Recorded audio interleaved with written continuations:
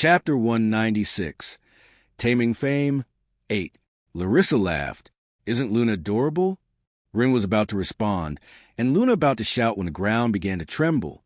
That's not a lesser worm, Taro warned, his living tunnel approaching the invader's exit point. The vibration intensified, and suddenly the ground exploded before them.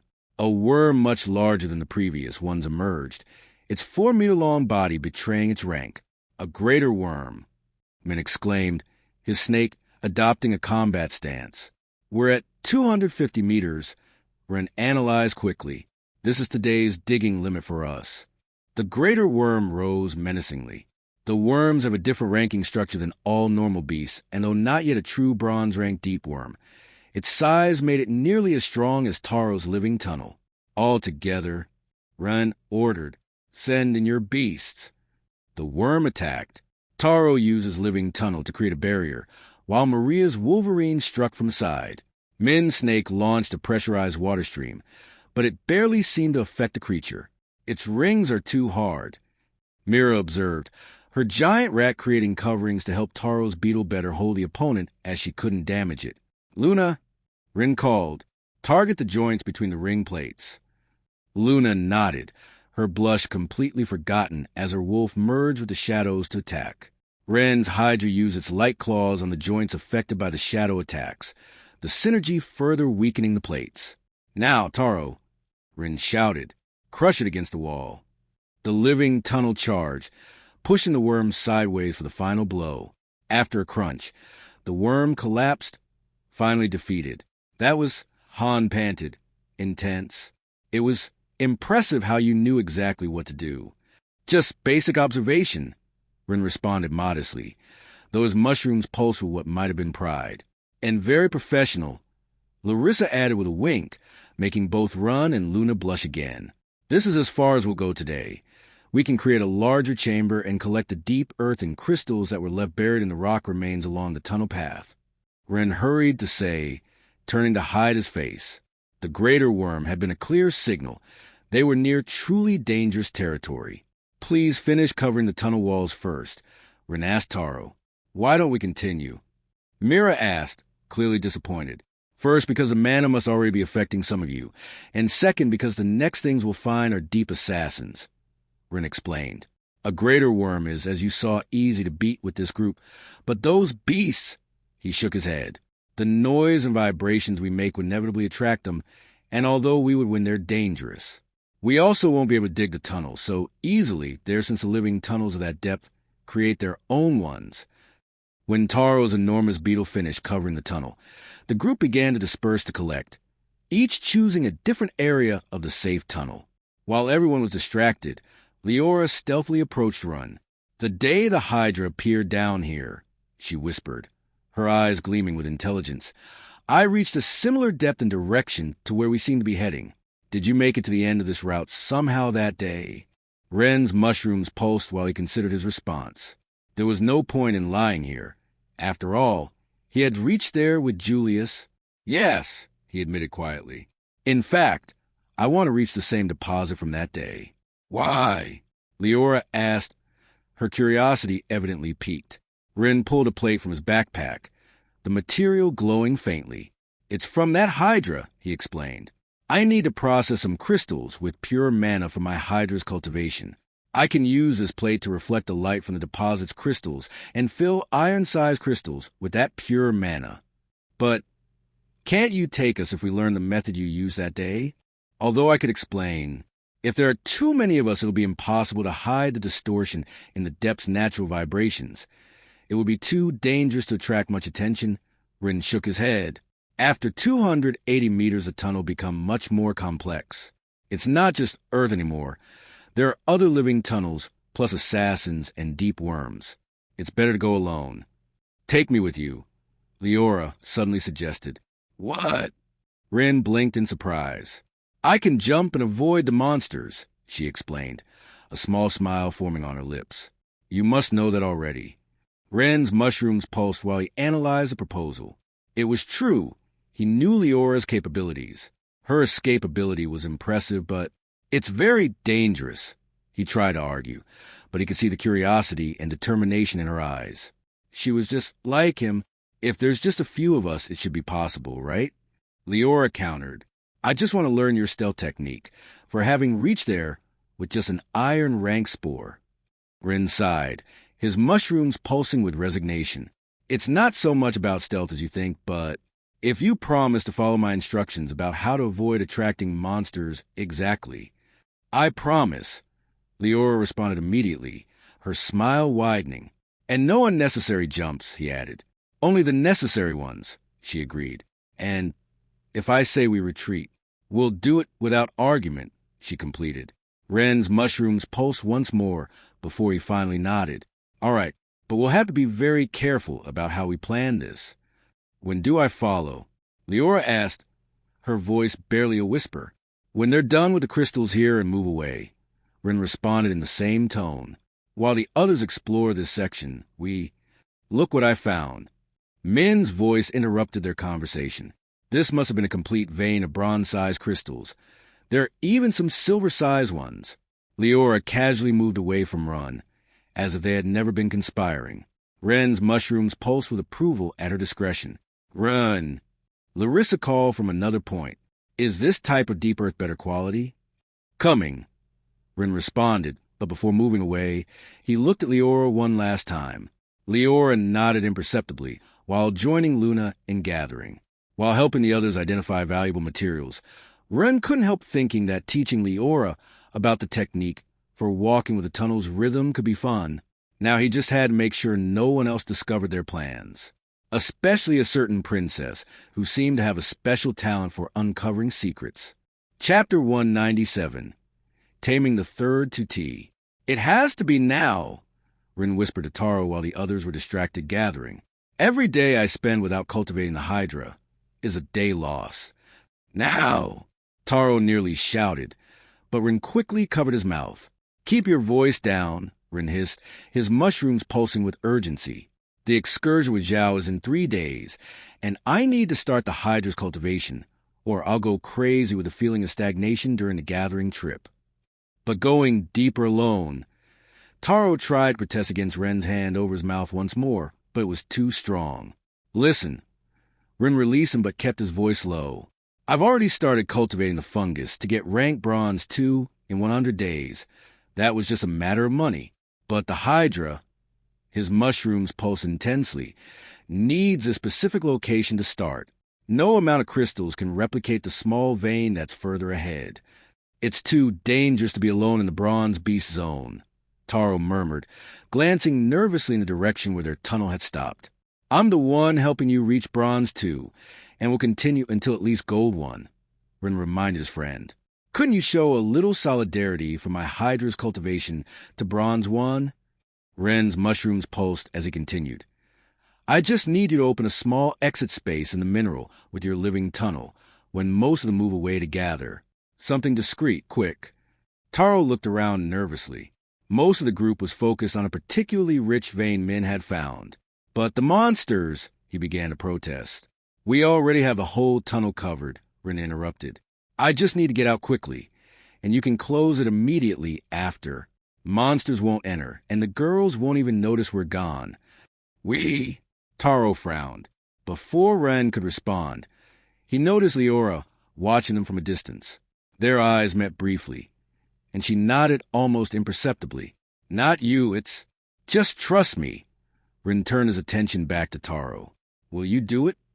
Taro sighed deeply, his living tunnel manifesting in his arm to control the mineral if something goes wrong. Nothing will go wrong, Ren assured. I already got there twice. We'll only need half an hour maximum. While the group continued gathering, Taro began working discreetly on a small crack in the wall. His movements were so subtle, they looked like he was simply examining the rock. Look at this, more silver-sized crystals. Mira suddenly exclaimed from the other end of the tunnel, drawing everyone's attention. Taking advantage of the distraction, Taro finished the crack. It was barely visible, but enough for someone thin to slip through. Now, Ren whispered, moving toward the opening. Be careful, Taro murmured as his friend began sliding through the space.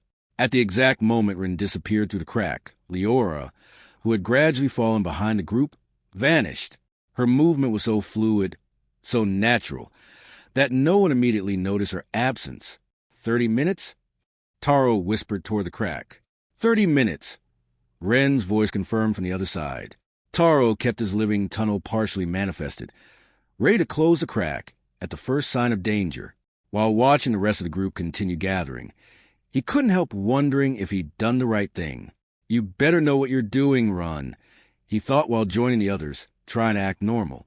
On the other side of the wall, Ren urged the Hydra to advance quickly to reach an open space, of which there were many just over 20 meters further. 30 minutes to teach Leora to walk, reach the vein, process the crystals, and return. It would be tight, but it had to work. It's time for the Hydra to get the right materials to evolve. Wait, Ren whispered, stopping Leora and the Hydra with a gesture. Before we continue, you need to learn something crucial. What is it?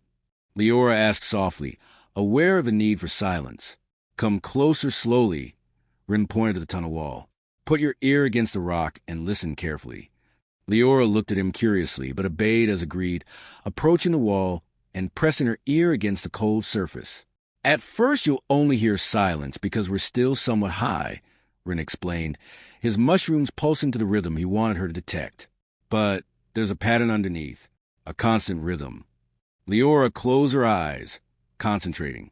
Slowly, she began to distinguish what Ren mentioned, a series of soft taps with 3 alternating rhythms, like a distant but regular heartbeat. They're communications between species, Ren continued, his voice barely a whisper. Each type of monster transmits waves to communicate with their own kind, but there's a specific rhythm they all share. I hear it, Leora murmured, fascinated. It's like underground music. Exactly. Ren's mushrooms pulse with approval. If you walk following that shared rhythm, your vibrations will blend with the natural ones. The assassins and worms won't be able to distinguish you from the background noise as long as you don't step too hard. Leora pulled away from the wall, processing the information. Is this how you move around here without being detected? It's one of the secrets. Ren nodded. Living tunnels are actually gentle giants, not very dangerous. But the other beasts, though aggressive, have their own patterns, their own rules.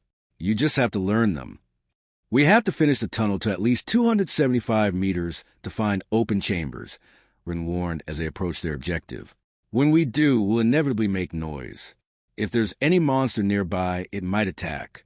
Leora nodded, tensing slightly. If you get scared, Ren continued, his mushrooms pulsing with seriousness, stay completely still. I'll handle it. Your other option is to move to the rhythm you just learned, but only if you're sure you can maintain it under pressure. I understand, Leora responded, determination clear in her voice. Ren hurried the Hydra, which began working on a new opening, its movements as precise as possible to minimize noise.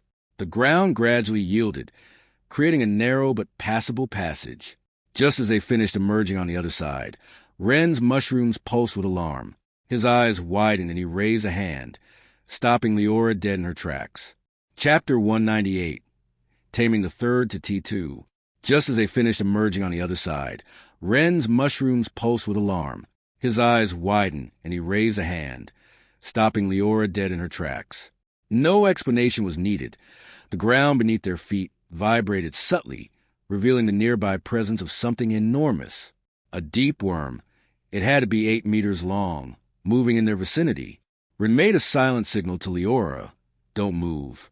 They remained completely still, barely breathing. Ren's mushrooms pulsed once, very softly, synchronizing with the tunnel's natural rhythm. Staying calm was crucial now. The deep worm might be bronze rank and in its element, but as long as it didn't detect them, they wouldn't have to face it. Leora maintained her position, her control perfectly held. There was no fear in her posture, only absolute concentration. The worm drew closer. They could feel its massive presence moving the earth around them as if it were water. Ren began to move, his steps perfectly synchronized with the tunnel's rhythm. It was an almost hypnotic movement, so fluid and light that it seemed a natural part of the environment. But Leora, despite her determination, didn't feel so confident.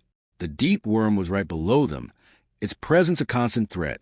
Remembering Ren's instructions, She opted to remain completely still. Rin stopped when he noticed she wasn't following.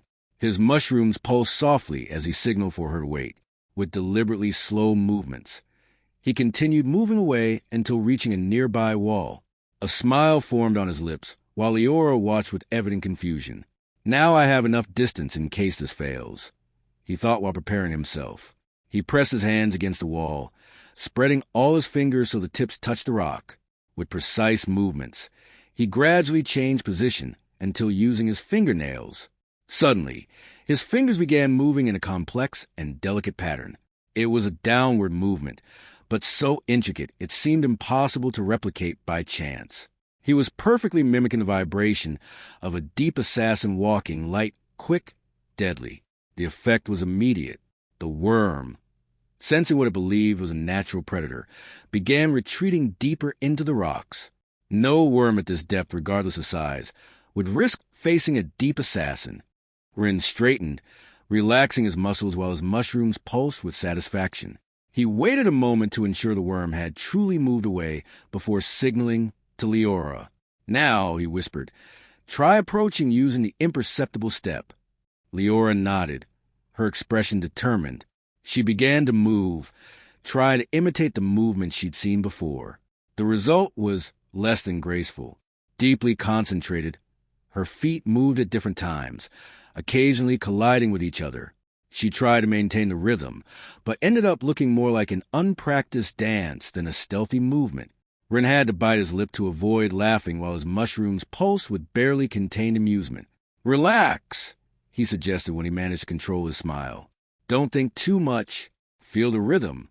Leora furrowed her brow in concentration and tried again, this time more slowly. No, relax your face and let yourself flow, Rin instructed gently. Feel the rhythm before taking the next step. It was fascinating to watch her progress. Each attempt was slightly better than the last, though occasionally she still lost the rhythm by thinking too much and tripped over her own feet. Wait, Rin suddenly whispered, his mushrooms pulsing in warning. A worm was moving nearby, attracted by the failures. Leora froze mid-stride, precariously balanced on one foot. Rin had to contain another laugh at the image. After scaring away the worm, they continued practicing. Rin was a patient instructor despite their limited time, gently correcting each mistake and stopping Leora whenever he detected a nearby threat. We won't always be lucky an assassin might come.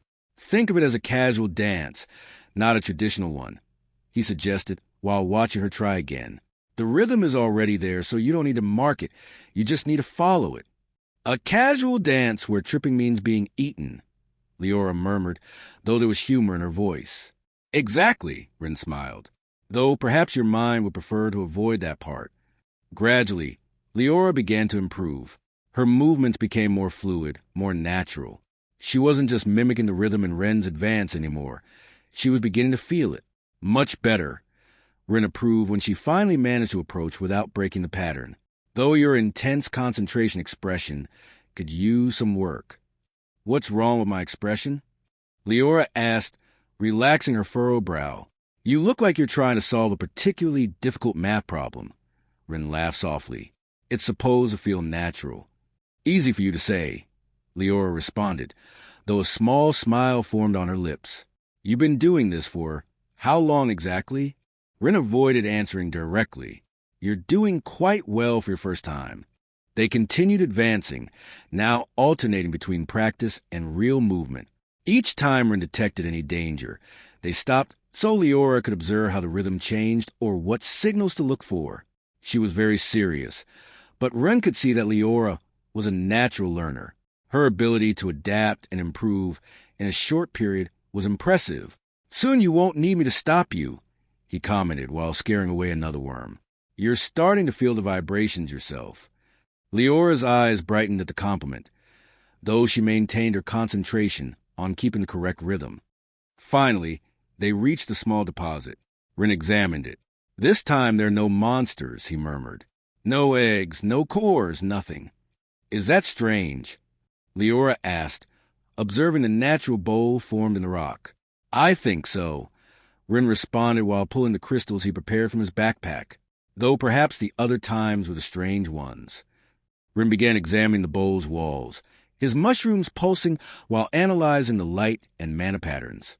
He was looking for specific points where crystal reflections against the mana environment were particularly intense. "We can move normally here," he explained while working. "The crystal plate on the ground is too hard. No creature at this depth can break through it." He carefully placed the iron and bronze ranked crystals he'd brought, aligning them to make the process easier. Then he took out the Hydra plate. "I need you to stay at the edge," he instructed Leora, while taking out one of the medicines Julius had given him. "The mana saturation here can be intense." "Is that why the medicine?" Leora observed the small flask with curiosity. "Precaution," Rin nodded. "The Hydra needs pure mana for cultivation, but processing it here isn't exactly comfortable." Chapter 199, Taming the Third to T3. After identifying the ideal point, Rin carefully slid toward the center of the bowl. His movements were precise, calculated, every second counted now. With efficiency, he began arranging the crystals in formation. The Hydra plate was placed at a specific angle, positioned to concentrate the reflections directly onto the crystals. The effect was immediate. The crystals began to glow with an almost blinding intensity, absorbing the pure mana from the environment. Before they could grow or stick to the bowl's crystal, he stored them one by one in shadow stalker skin, while maintaining the plate's projection with his other hand. After a few minutes, Ron took the first potion. Sweat ran down his forehead. Even with his new level, being a double tamer and the medicine, the mana saturation here was still difficult to handle for too long. "Are you all right?" Leora called from the edge, noticing his tension. "Yes," Rin responded while adjusting a crystal position. "I just need to finish the process. We'll leave soon." His mushrooms pulsed faster now, working to help him process the excess mana. It was a delicate balance. He needed to keep the crystals exposed long enough to absorb the correct amount, but not so long they became oversaturated. Finally, after what felt like an eternity but was only minutes, all the crystals reached the perfect point. "The half hour's almost up," Leora warned, looking toward the tunnel they'd come through. "I know." Rin stored the last crystals in a specially lined backpack. Taro must be worried. He took a moment to ensure everything was properly packed. These crystals were crucial for the two next ranks of his Hydra's evolution. He couldn't afford any mistakes in handling them. Was it worth it? Leora asked as Rin joined her at the edge. Rin smiled with satisfaction while touching his backpack. "Definitely. These crystals have exactly the pure mana I need for my cultivation." Leora observed Ron with growing curiosity. There was something in his way of moving, in how he seemed to read the tunnels, as if they were an open book, in the certainty with which he acted. "You know," Leora whispered, keeping her voice barely audible, "I hadn't realized everything you could do without even using your beast of spite spying on you constantly." "Technically, I was using it. Also, I too hadn't realized it was you. I thought it was Luna who was spying on me until Larissa told me it was you," Rin admitted quietly, scratching the back of his neck. Something changed in Leora's expression, a shadow of disappointment crossing her face before she could hide it. "Why did you think it was her?" she asked, trying to maintain a casual tone. "I guess the blue hair and that your mana marks are kind of similar," Rin shrugged. "Plus Luna, she always seems to be watching me in class. So, I don't blame her. You really are interesting," Leora thought. "The way you understand all this, your way of acting is different. The other boys our age seem so immature. We'd better hurry." Leora forced a smile. "We don't want Taro having a nervous breakdown." Rin nodded, though he paused a moment to look at the deposit one last time. It was an extraordinary place. "Ready for the return trip?" Leora asked, already adopting the stance for the silent step she'd learned. "Ready," Rin confirmed. "But I'm not the one you should worry about. Try not to trip over your own feet." Leora gave him a push as they began moving. Rin laughed. "Sorry, the guys have got me into bad habits." "I'll let you off this time," Leora nodded. "But you should know that girls aren't rude to each other when interacting. He's a boy like all the others after all, but he apologizes and accepts his mistakes so easily. How could he be so honest, yet so mysterious at the same time?"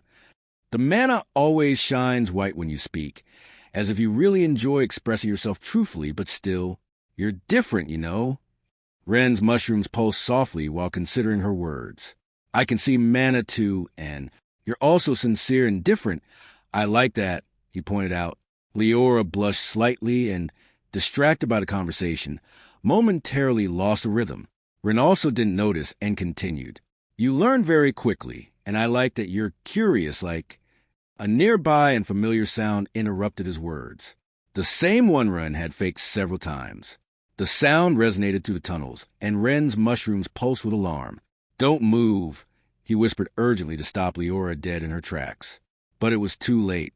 A deep assassin emerged from the shadows, its proboscis gleaming threateningly. Leora had stopped poorly positioned, off balance. Ren had some contingency options. He reached for one of the large rocks in his pocket, planning to throw it as a distraction, but Leora involuntarily took another step as she failed to regain her balance. The assassin lunged toward her. Jump behind me, Ren shouted, throwing the rock simultaneously. The assassin was surprised to find nothing where Leora had been and received the rock's impact. The projectile hit with unexpected force, creating a small crack in its carapace. My strength, Ren realized while his mushrooms pulsed intensely. Of course, 160% extra, and now that I'm at double, a bronze beast isn't so far from my reach, especially one that sacrifices some defense for speed and attack.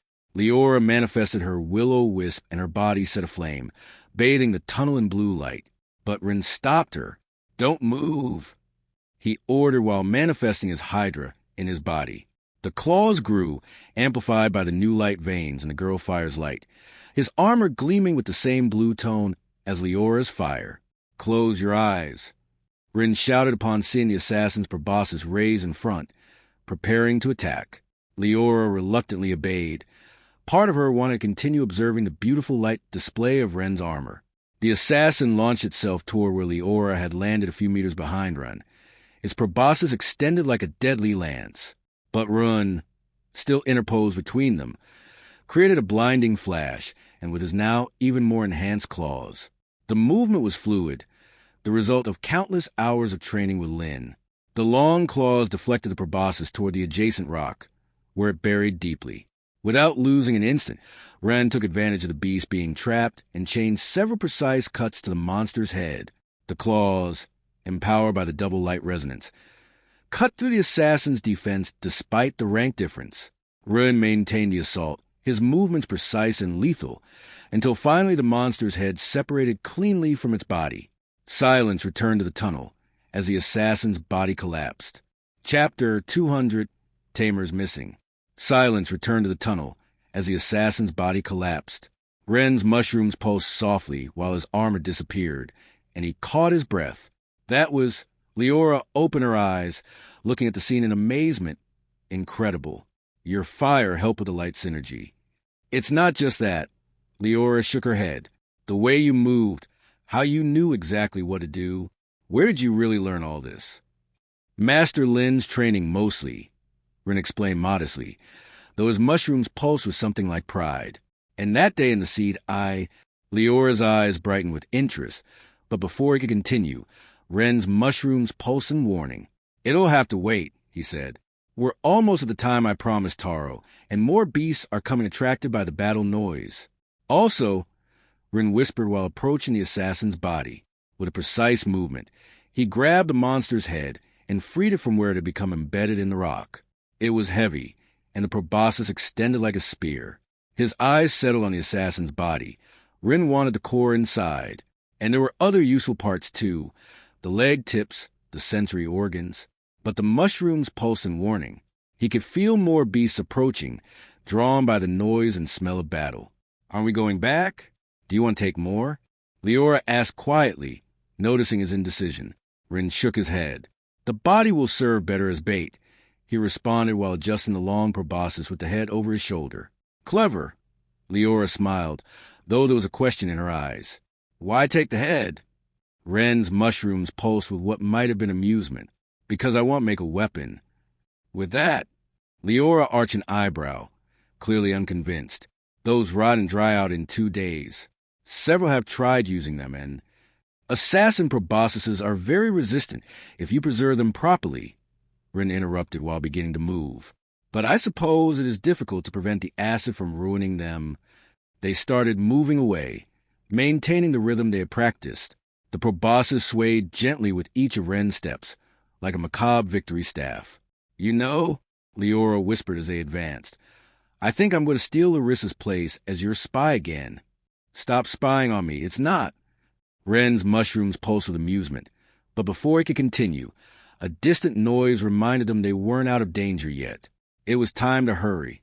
Taro was waiting, and he had a trophy to show off. Taro sat in front of the crack he had reopened minutes ago, cold sweat sliding down his forehead as he tried to appear casual, but his living tunnel pulsed nervously under his skin, reflecting his anxiety. Behind him, he could feel the penetrating stares of several noble girls, especially Larissa's, whose smile didn't reach her eyes as she watched him. So, Taro, Larissa approached with deliberately slow steps. How much longer are you going to pretend that wall is the most interesting thing you've ever seen? Taro kept his eyes fixed on Crack. I don't know what you're talking about. I'm just, studying my mineral formations. You don't know what I'm talking about? Larissa leaned until her face was level with his. You don't know what that hole you've been watching like a hawk means. It's, a very promising cave. Taro tried to sound convincing. Oh, really? Mako, one of the guards, crossed her arms. And I suppose Lady Leora and the Mushroom Boy are also studying that cave? Leora?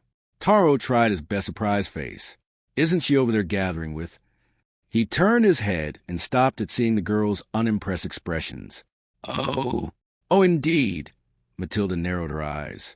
Lady Leora disappeared, and curiously at the same time as your mushroom friend. The reckless Mushroom Boy, Maria murmured, her tone making Taro shrink. How could you let Lady Leora follow him? She could have followed him on her own. Min! Taro called desperately. Help me here. Oh! Larissa smiled wider. So, you admit they went together? I didn't say that. Technically, Rin could have brainwashed her like us. Min commented jokingly from where he was gathering crystals, clearly enjoying the show. I don't even know how I ended up doing so much exercise with him. Rin is more sadistic than he seems, so it's not wrong to worry, because maybe... This isn't the time for jokes, Min. Taro looked betrayed. Sorry, but you got yourself into this by opening the crack. Min responded cheerfully while filling another bag with crystals. You know what's interesting? Larissa continued, ignoring the exchange. How your promising cave coincides exactly with a crack the perfect size for someone like Ron to slip through. Life's coincidences. Taro laughed nervously. Nature makes fascinating things, doesn't it? Almost as fascinating as your ability to lie. Luna commented dryly. Han, observing from a safe distance, sighed while watching his companion sink deeper into his own verbal grave. Poor thing, he murmured. He doesn't know how to lie. It's part of his charm. Without a clear alibi, he doesn't know what to say. It was a miracle he followed Larissa's story well the other day. Min laughed, though he should learn to improvise, considering Ren's secrets. The girls had joined the interrogation, forming a semicircle around the increasingly nervous Taro. The longest half-hour of my life, Taro murmured to himself, though not quietly enough. Aha! Larissa exclaimed triumphantly. So they did tell you something. No, I just... A sound in the crack saved him from having to invent another unconvincing excuse. Everyone tensed, preparing for whatever might emerge. Taro could only pray it was Ron and Leora at last. Preferably before the nobles decided he had been complicit in some kind of kidnapping. Does it sound like a worm? Sounds more like someone trying to move silently through the narrow tunnel and failing miserably.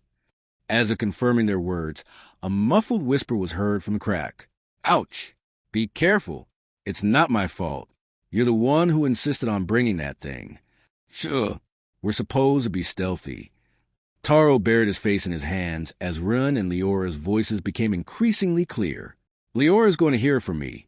Larissa smiled maliciously. But what thing do you think they're bringing?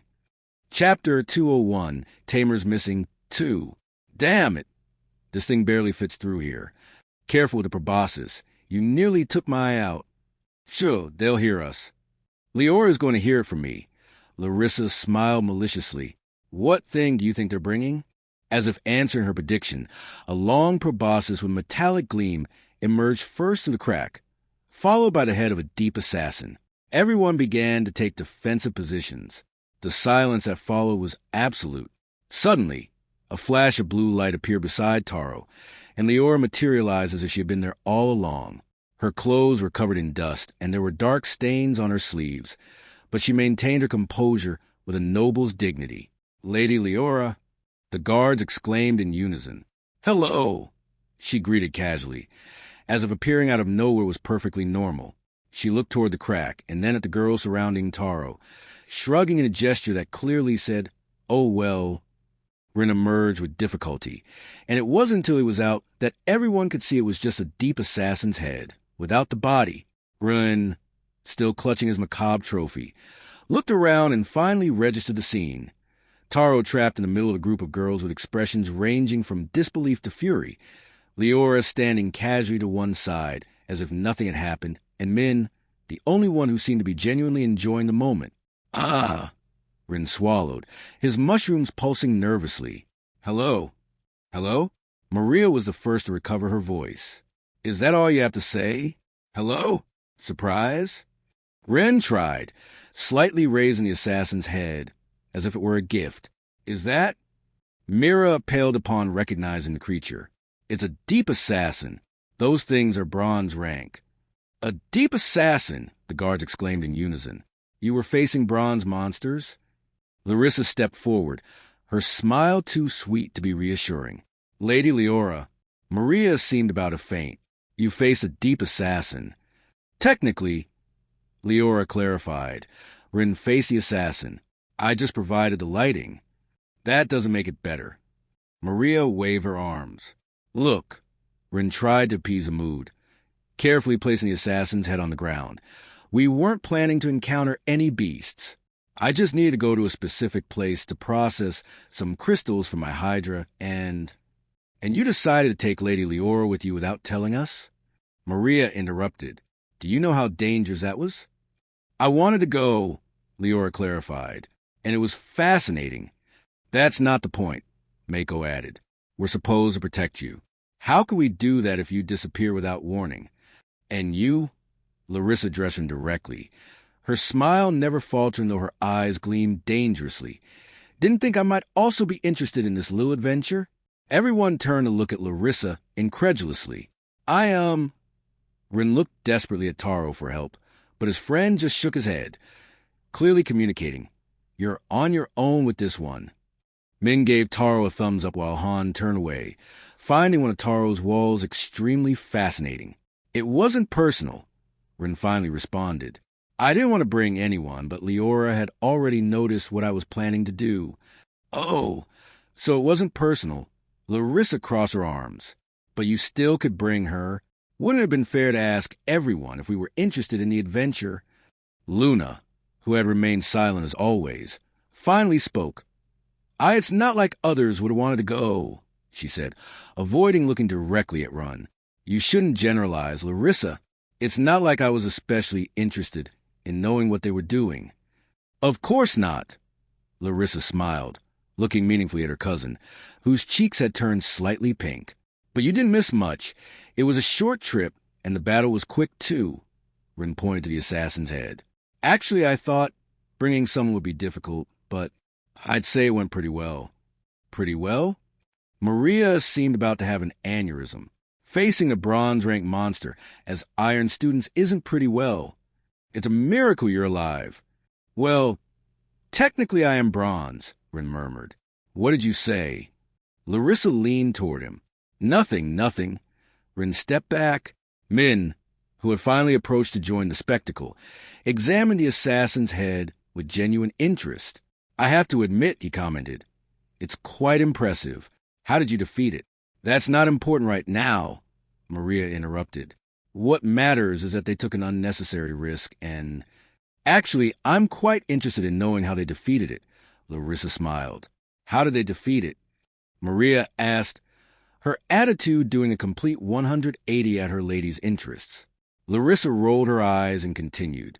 After all, if we're going to organize future expeditions, we need to know how capable our guides are. Future expeditions? Maria and Mako exclaimed in horror. Of course! Larissa nodded with feigned innocence. After all, it's evident there's much to learn in the depths. And since Run and Leora have proven to be competent, it would be a shame not to take advantage of their experience. Ren's expression fluctuated between horror and resignation as he understood the implications. There was no escape. Somehow, he had gone from being in trouble to becoming the master guide for more expeditions with the noble girls. I could make an exception and accompany you if you wish, Luna added. Aye, Ren began, desperately searching for a way out. I think it's an excellent idea, Leora interrupted, a small smile forming on her lips. I'm sure there's much more Ren can teach us down there. So he taught you things, Larissa smiled. The girls began to close the circle around Ron and Leora, their expressions promising a thorough interrogation. Any last wishes? Taro whispered to his friend. Yes, Ren responded as the nobles approached. Next time, bring Min as lookout. At least he knows how to keep something secret. Hey, Taro protested. It's not my fault girls are so intimidating. It's strange, Klein murmured while reviewing papers on his desk, the afternoon light casting long shadows across the room. I think it's been a few days. Aster Blackwood looked up from the advanced evolution book he was studying, his eyes sharpening with interest. What is? Harold, Klein responded, frowning as he shuffled through his notes. He's disappeared. I haven't seen him in classes. He doesn't come to the dormitory, and I have no idea where he is. Chapter 202, Tamer's Missing 3. Harold, Klein responded, frowning as he shuffled through his notes. He's disappeared. I haven't seen him in classes. He doesn't come to the dormitory, and I have no idea where he is. Feng Zhao, who was practicing partial manifestations of his serpent by the window, shrugged with evident disinterest. So what? The guy was always creepy. Honestly, it's a relief not having him following us everywhere. You don't understand. Klein placed a hand on his chin, his lion briefly manifesting under his skin in response to his anxiety, golden fur rippling across his forearms. Cashin specifically ordered me to look after him, help him adapt. Your brother and his projects. Aster closed his book with a sigh, the leather binding making a satisfying thump, always complicating everything. Harold never wanted to adapt, Feng added, the scales on his arms gleaming under the setting sun. He just asked questions about the academy, the professors, the mines. It was obvious he was gathering information for your brother. I know. Klein stood a pace around the room, his expensive boots making soft sounds against the polished floor. And that never bothered me. I knew he was Cashin's lackey and would report everything we did. It was expected. But now that he's disappeared, now you're in trouble, Aster completed, always direct, his serious expression unchanging. Exactly. Klein collapsed onto his bed, the silky sheets rustling beneath him. If something happened to Harold, Cashin will blame me. Just what I need right now, with final exams approaching. And after that disaster in the tournament, the three friends had grown up together in Yano's aristocratic circles. Aster, from the ancient Blackwood house, and Feng, heir to the Zhaos, had been Klein's inseparable companions for as long as they could remember.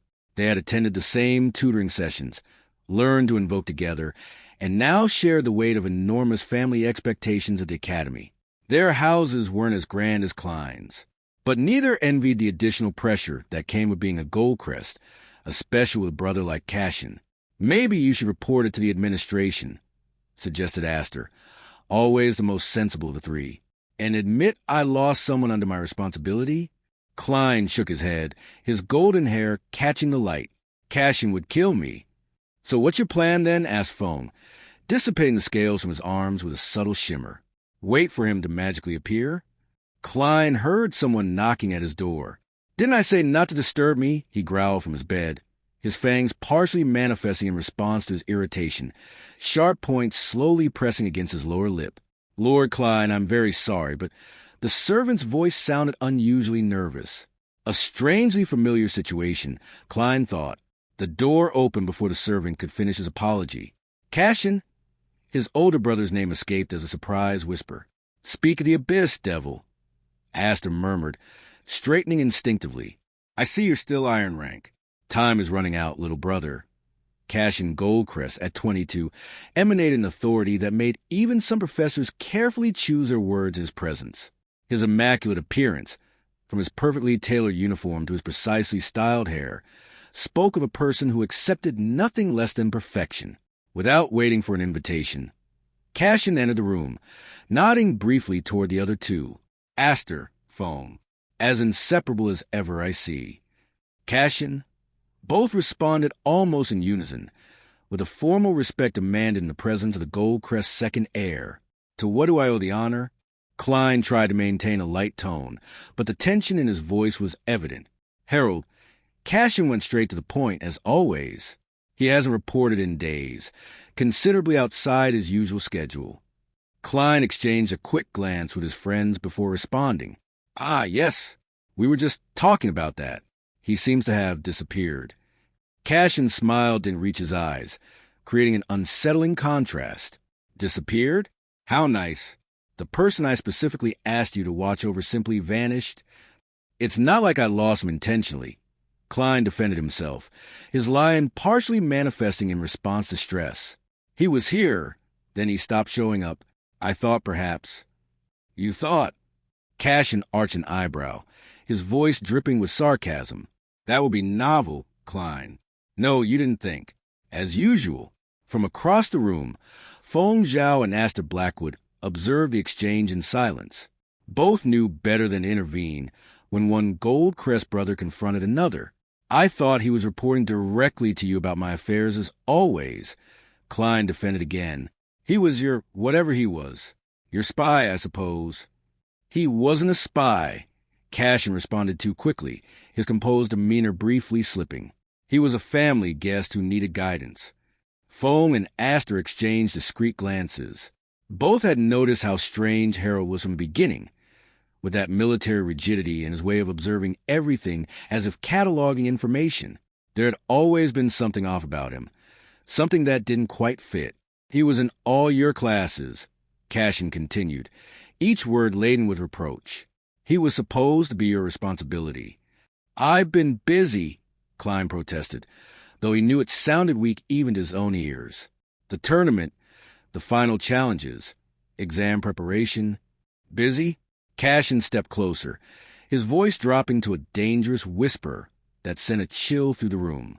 So busy that you didn't notice someone under your care disappear for days? Klein involuntarily shrank back. His older brother had always had that effect on him, the ability to make him feel small with just a few words. Perhaps he's sick, suggested Aster, risking speaking up. Or maybe he was assigned to another dormitory. Things have been hectic lately. The look Cashin directed at him was glacial. Such friendship, Cashin commented. And will these bootlickers manage to defeat Luna in the finals this time? Klein blushed intensely, the memory of his defeat still stinging. They are loyal and talented. Both will reach bronze rank soon. I'm sure they will, Cashin responded with barely disguised disdain. Then, returned to the topic that truly mattered to him. I still don't understand how you could lose Harold. I didn't lose him, Klein protested. I just don't know where he is. That is literally the definition of losing something. Cashin sighed with exasperation, pinching the bridge of his nose. When was the last time you saw him? Did you talk about anything important? Klein tried to remember. Harold had been a constant but discreet presence, always asking questions about the academy, its professors, the minds beneath the building. Nothing too suspicious considering he was new.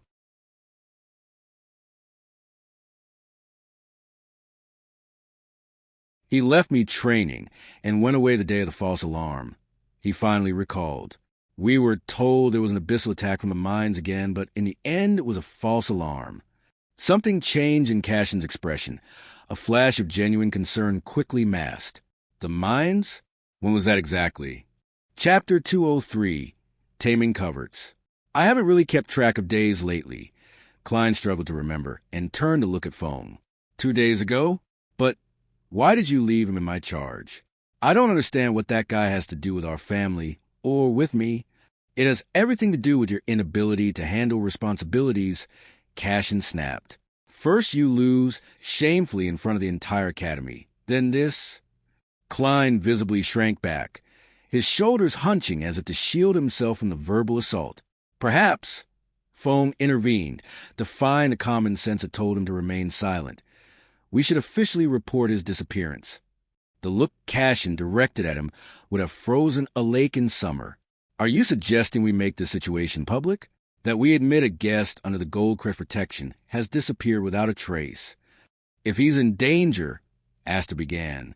This is a family matter, Cashin interrupted, his tone brooking no further argument, and it will be handled as such. He turned to Klein, who seemed to want to melt into the floor. This is a disaster you created, little brother, and now I'll have to clean it up. Why is he so important? Klein dared to ask, looking up through his golden bangs. He was just a transfer student, wasn't he? There are things you don't need to know, little brother, Cashin responded, his voice turning colder. Things that, frankly, you wouldn't understand. It's better this way. Now if you'll excuse me. I'm sorry, Klein murmured, his usual arrogance completely dissipated. Cashin headed toward the door, but stopped before exiting. I'm going to see the director. I'll convince the administration to allow 2 of our men in to search discreetly. Meanwhile, you and your friends, the word sounded like an insult, dripping with disdain, will keep your eyes open. If you hear or see anything about Harold, you will inform me immediately. Understood? Yes, brother. Klein responded automatically, like a trained pet. Cashin studied the 3 boys for a moment longer, his expression inscrutable. And Klein, remember what's at stake with the final exams. A Goldcrest can never afford 3 consecutive failures at the same task. With that warning, Cashin left, firmly closing the door behind him. The silence he left was oppressive, heavy with the weight of unfulfilled expectations and implicit threats. Well, Fong murmured, seems like you just got 2 new shadows, Klein. And something tells me they're not just here to look for Harold, added Astor, his voice barely above a whisper. Klein collapsed onto his bed, suddenly exhausted, the weight of his family name crushing down on him like a physical burden. Do you think Harold is in trouble? Astor asked. I don't know, Klein admitted. But Cashin wouldn't worry so much unless Harold was really important, so. What Klein couldn't know, what he couldn't even imagine, was exactly why Harold was so important to his brother. He didn't know the boy was a Yino spy, sent to gather information about the seed beneath the academy. He didn't know his brother was involved in a betrayal that could destroy their family if the king returned soon. And he certainly didn't know that Harold had already met his end, struck down by a powerful beam of light in the depths of the tunnels. All he knew was that, somehow, he had disappointed his family again, and the consequences, as always, would be mockery and reproaches accompanied by other sad pains. He had to at least win first place this semester, whatever it took. We should head back, Ren announced after the group finished admiring the assassin's head. It's getting late, and the guards will start asking questions if we don't return soon. I suppose everyone agrees on the story of how we all killed the creature displaced from its bronze rank environment. Larissa commented with a smile. I prefer to avoid them finding out I went down to an unauthorized depth, so I'd appreciate it if everyone remembers the story well, Ren added, picking up his macabre trophy. They advanced up the inclined slope of Taro's tunnel until they reached the 200-meter mark, where the air felt noticeably lighter, less saturated with mana. Taro approached the original crack. Should I seal it completely? Do it, Ren nodded. We don't want unexpected visitors invading or going down there. Taro, under Ren's direction, began to concentrate. Now collapse the specific point. The veins in Taro's arms glowed with a pulse as he executed the maneuver, the mineral wall flowing like liquid before solidifying again. Having living walls at your disposal is super useful, Mira observed, watching with fascination. I'm just realizing that today myself. The other day we didn't take as much advantage of it, Taro admitted, opening his eyes with new appreciation of his abilities. Now, Let's build a passage up to 160 meters, Rin continued. There are fewer worms at that depth, and we can create an alternate entrance away from the guards. Under Ren's coordination, the group worked to configure the tunnel. Taro directed the formation of the walls, while Ren and the Earth Wolverine girl led the front of the tunnel and provided guidance on the structure. The group killed some more worms along the way. We need to cover the entrance with something that won't attract attention, Ren reflected when they reached 160 meters, examining the tunnel's closed mouth with critical eyes. I can help with that. Mira stepped forward, her giant wrap manifesting. My coverings can hide the mana signature, and we could add a layer of common earth on top, Han suggested. So even if someone examines the area, they'll only see an uninteresting wall, without crystal veins. Ren nodded, his mushrooms pulsing with approval. Perfect. This will be our safe access to the depths in the future. They worked methodically, each contributing their unique abilities. Mira applied her mana coverings, creating a barrier that concealed the tunnel's energy signature. Han and others helped cover the entrance with common minerals and earth, perfectly camouflaging it with the surroundings. Nobody will suspect there's a passage here, Min commented, admiring the finished work. It's practically invisible even knowing where to look. That's the point, Rin smiled with approval. Safe access means we can gather more valuable materials with less risk. Han approached Rin, an expression of sincere gratitude on his face. Thanks for all the help and information today, he said, and for letting us gather these crystals. I had no idea we'd find so many in one day. Seeing this, Mira also approached. Thank you. It was much more interesting than I expected, she admitted. I learned things they hadn't taught us in class. Chapter 204, Taming Coverage 2. Han approached Ren. Thanks for all the help and information today, he said, and for letting us gather these crystals. I had no idea we'd find so many in one day. Seeing this, Mira also approached. Thank you. It was much more interesting than I expected, she admitted. I learned things they hadn't taught us in class. It's nothing, Ren responded modestly. You can come to gather occasionally if you take turns with the others. We don't have enough bronze ranks to bring everyone with the guard's permission, so... Does that mean I can come every day, too? Larissa instantly appeared next to Ron, startling him with her sudden proximity. And me?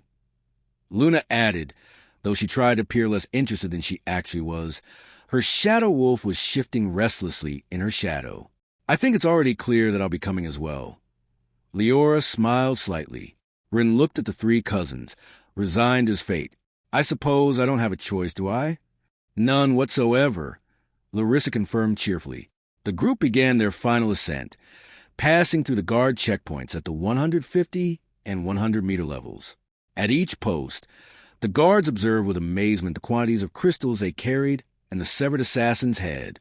All this from just one trip? Asked one of the guards, examining the overflowing bags with widening eyes. Taro's living tunnel gives us a huge advantage, Min explained proudly. It can block the worms, and we can just gather without fear. Taro blushed at the attention, unaccustomed to having his beast viewed as something extraordinary. Upon finally reaching the surface, the entrance guard reviewed their forms with increasingly larger eyes. It's very rare for assassins to come up to 200 meters, and these numbers can be correct, he muttered while verifying the declared quantities. Every crystal has been correctly counted by the previous guards, Rin assured, placing his own bag on the counter. The guard proceeded to verify, becoming even more surprised when confirming that the quantities were exact. Lucky Shroom, he shook his head with an incredulous smile. You always find a way to exceed expectations. As they left the caves, the group began to disperse to head to their respective dormitories. The shared experience had strengthened the bond between them. Well, it's been an interesting day, Rin yawned, stretching his arms above his head. I think I'll go finish processing these crystals. I'll follow, Taro nodded, clearly anxious to escape before more complications arose. We are leaving too, Larissa announced, though her tone suggested she wasn't finished with Run. But I want to insist that we'll continue accompanying you to the tunnels from now on. Purely for safety reasons, Luna quickly added, avoiding looking directly at Rin as a faint blush crept across her cheeks. I am interested in other reasons. Leora admitted straightforwardly. Especially in that technique you use to drive away the deep worm. Rin sighed with resignation and amusement.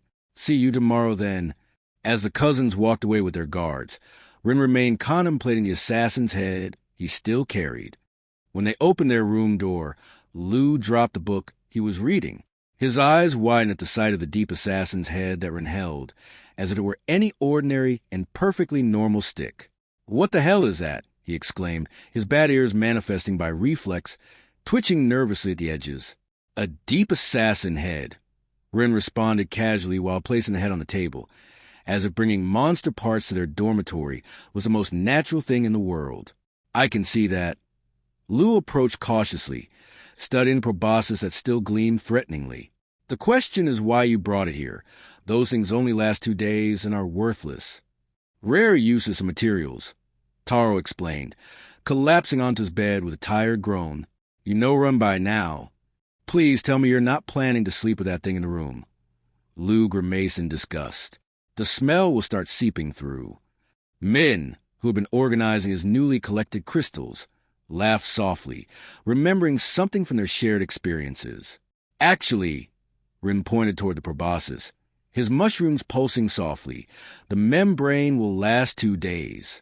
The internal structure contains several reservoirs of concentrated acid that I'll need to neutralize tomorrow." Lu shook his head. "Those things are useless. The Academy stopped accepting them as study material years ago. The acid is in many porous parts of the exoskeleton, and as soon as you break the membrane, the monster's weapon is ruined. Right? The acid weakens the structure." Rin corrected him with what appeared to be amusement. "The important thing is to inject the right material to process the acid without breaking the sacs from the base. And I suppose you know what that material is?" Lu asked, though his tone made it evident he already knew the answer. "Of course," Rin smiled, "though I'll buy the materials and do it tomorrow. Tonight, I have another more urgent project." He headed toward a corner of the room where he had prepared a special space. From his backpack, he removed the hydra plates he had collected during his adventure with the prince, along with the specially processed crystals from the deposit. "Can the hydra be cultivated already?" Min asked, approaching with interest. "It's time to start its cultivation, yes," Rin confirmed while methodically beginning to organize the plates. Lu observed with growing curiosity. Despite his initial apparent concern, scientific fascination was winning.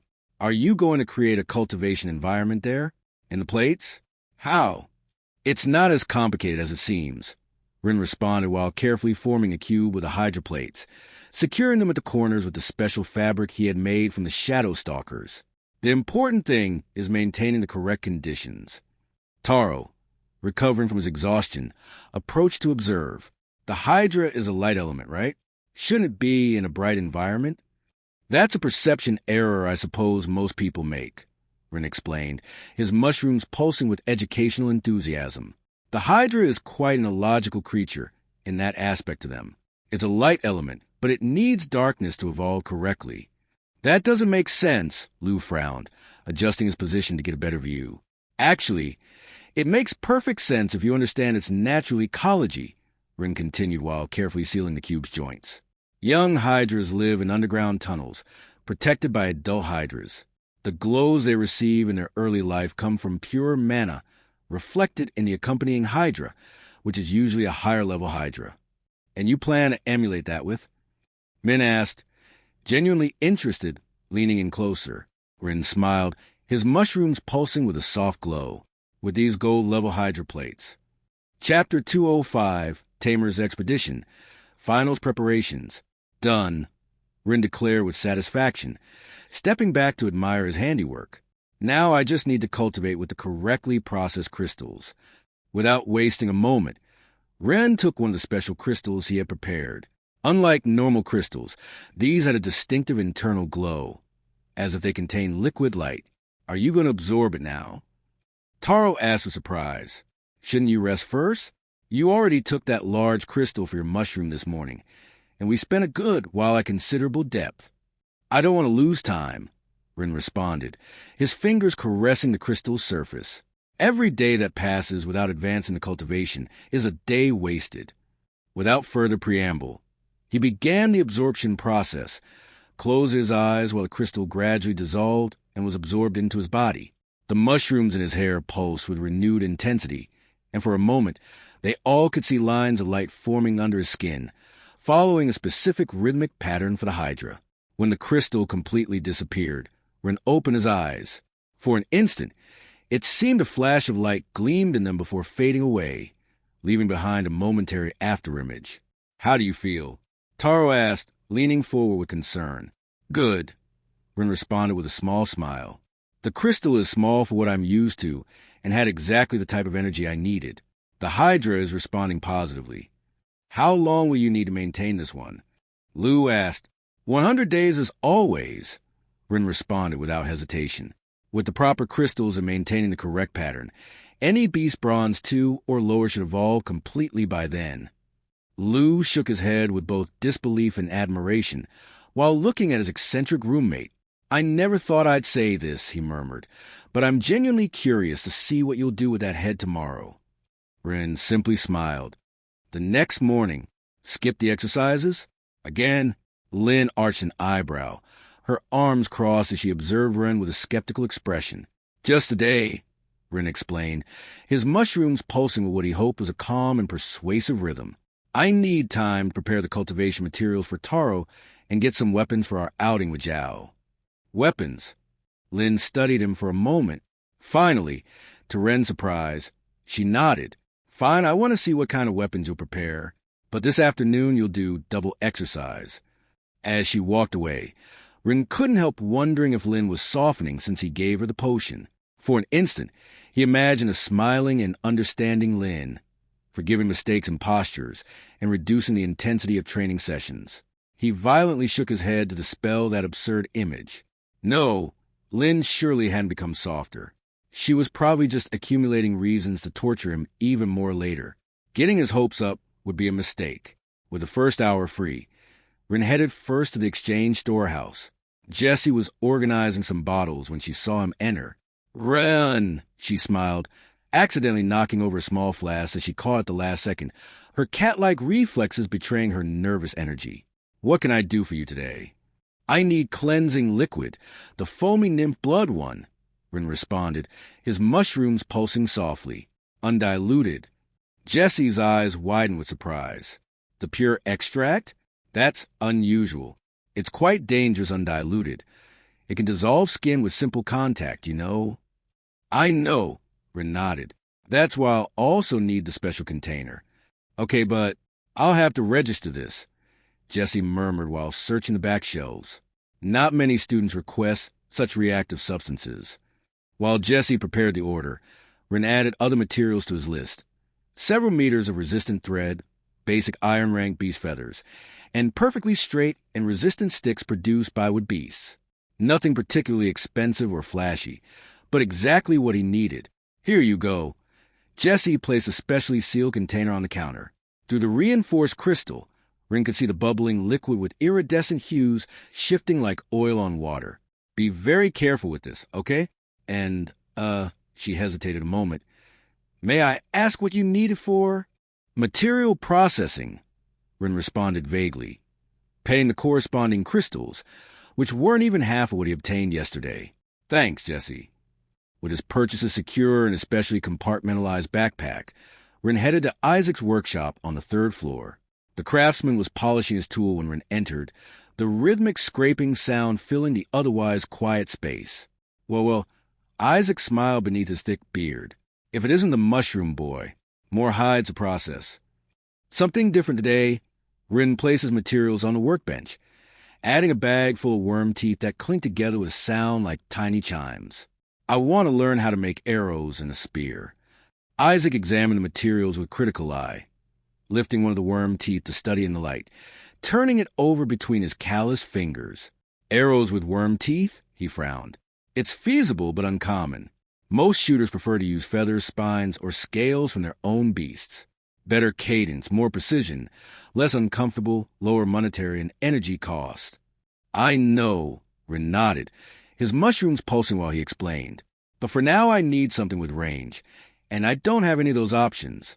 My beast doesn't offer good options for distance attacks yet either, and throwing rocks is not that effective. You'll have to make a bow too, Isaac pointed out. And aiming isn't as easy as it seems, especially in combat. I'll learn, and I was hoping you could suggest the best material for the bow. Ren smiled slightly. Isaac scratched his beard, thoughtful. For someone of your build, I'd use cartilaginous bone from a marine beast. And for the string, nothing in bronze rank beats the black fiber from marine Sarracenia. An aquatic carnivorous plant for an aquatic bone. Ren understood. Its fiber will naturally adhere to the bone. I suppose it would be resistant and relatively easy to work with. Isaac nodded. Not cheap, but not exorbitant either. It'll be hard for it to break. Ren pulled out the Deep Assassin's proboscis that he had brought with him, its gleaming surface catching the workshop's lights. I also want to ask you about this. Isaac's eyes opened with surprise and professional respect. You killed a Deep Assassin? Impressive for your age. But if you're thinking of making a spear with this, it won't work. They rot quickly once separated from the beast. It won't get damaged, Ren clarified, but I need a way to inject this into its acid sac. Isaac studied the proboscis and the nymph liquid with new appreciation. Would this neutralize the internal acid?